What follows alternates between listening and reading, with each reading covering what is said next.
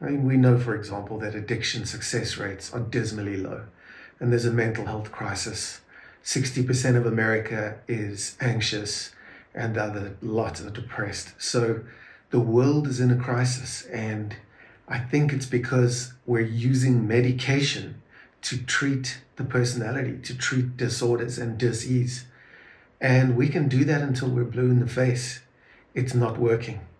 The medication wasn't designed to come in and replace some part of your life that you were not supposed to live. There's nothing worse that we could ever expect out of life than a life unlived. Much of the solution that we're looking for today is medicating ourselves, numbing ourselves, so that we don't have to do the work of living this life. It's an emotional life. It's a psychological battlefield of the mind. It's a process of going from the self-created personality back to discovering your authentic self. This is the journey that we've been taught by the monks and masters, by the desert fathers, by Buddhists in the East, and by the Catholics in Italy. It doesn't matter where you look, it's always the same. You need to be reborn. You need to be spiritually alive and awake. So why treat the personality? And it's no surprise to me that it's not working. More and more people are coming to me and saying, I've been everywhere. I've tried absolutely everything around the world to get over my depression, and I've sat with it for 15 years. And I say, why? It's highly, highly treatable.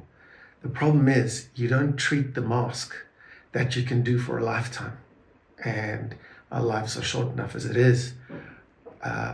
We don't want to spend our lives working on personality problems or depression, mind you. What we want to work on is our spirituality, our authenticity, and what I call your sacred selves. See, when you do the work there, what we discover is authentic power to create the life that we really want. When you go to 5 psychiatrists and they've changed every medication several times and there's still no answer, you'll be called treatment resistant. And that just shows, there's no blame on the medication now. There's blame transferred to the client who is obviously resistant in some way, shape, or form to the medication. No one is resistant to what this life is doing. And life is about healing, which we all need all the time, and then transformation, going above our form.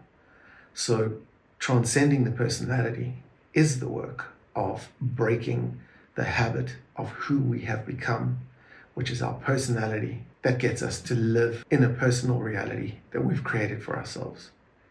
When that's not working, everybody's right.